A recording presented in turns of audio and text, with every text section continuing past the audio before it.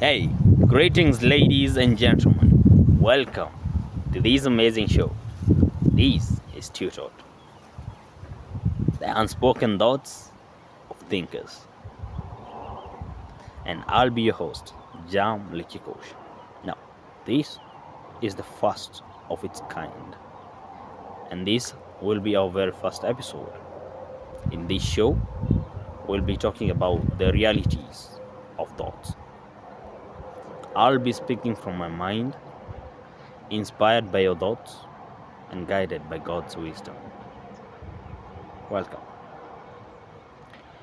So, on today's episode, I want us to look into the topic on thoughts, or rather, thinking. That's what we'll look into. So, many a times you hear people call themselves overthinkers. Others, they're creative thinkers. Well, there are different ways of defining different thinkers. But there's something interesting about this generation that we currently have. You see, I've come across many people who say, I think too much. I'm an overthinker.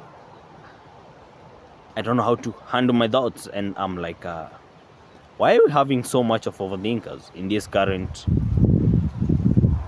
age and time? And what are they doing about their thoughts? Well, positively, we're having a lot of innovations that are coming up. But now, on the other end, where the majority lies, we have a lot of kind of challenges where people feel whatever idea I've thought of, it's not unique enough. Like, how do I make it more unique? Because in the world we live in, it seems everything has already been discovered. So we'll just be trying to rediscover, or rather make what has been discovered to be a bit better. So how do I make it a bit better? That's where the many thoughts come in. Now, as an overthinker, I usually get to have a lot of ideas in my mind. Sometimes I'll think of things that are so crazy. Like, the moment you think of that thought being done practically, you'll be like, damn, I thank God that it's only happening in my thoughts, not happening in the real world, because the hell would have broken loose on me.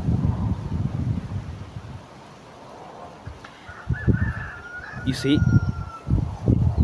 we have a lot of creativity in the current generation, and thought requires thoughts. But there's someone who said most of the riches are buried in the soil because of the many people who died with ideas. Now, as a person, you have thoughts, you have ideas in you. How are you making these to turn out into reality? You know, they say too much of something is poisonous. And sometimes, what we have is what poisons us. What should help us is what drains us. Most of us are drained by thoughts. Oh yes, the same thoughts that should be the ones making us better. Tell me,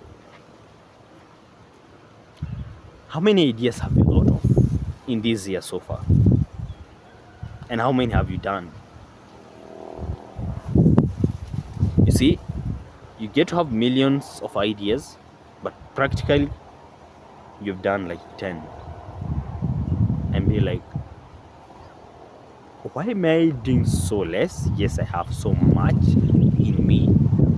It's because we're so much educated, we're so much exposed in our underlying stages.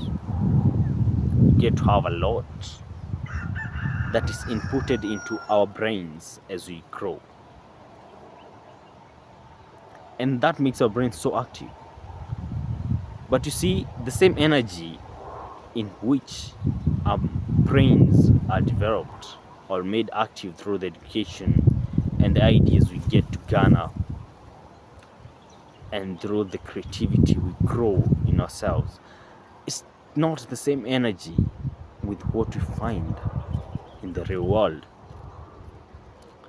Because we're in a real world where resources are so scarce. So you find with your great thoughts, you don't have the necessary resources. And now, this is where the big assignment that God gave us comes in. The big assignment of knowing how to merge or to relate the real world and the thoughts that you have in you. How do you make them merge and make sense out of it? You see, there's someone who had thoughts of lighting or some kind of imaginations of having light in a house.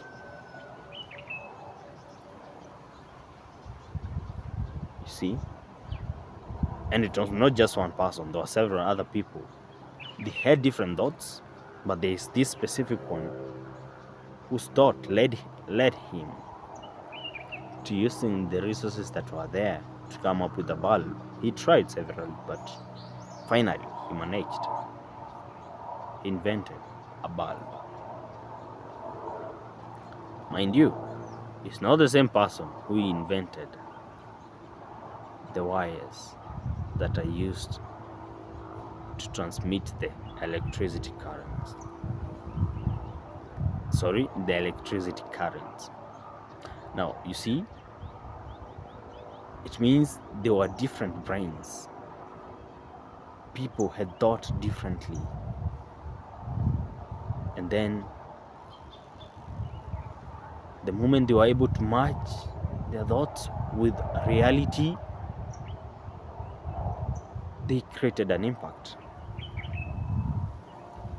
Those literal impacts created by the several people who use their thoughts maximally and resonate with the reality maximally. Now the impacts created are the ones that usually come and bring in developments and innovations and improvements in life. So how are you using your thoughts to improve or better your life? Or are you this kind of person who is blaming life and God for giving you so much knowledge and thoughts that is draining you? Because when you think of something and think of negativity, you'll be like, lakini haitaweza juu hii na hii. That's still a thought. So let's think together in this new journey of the thought.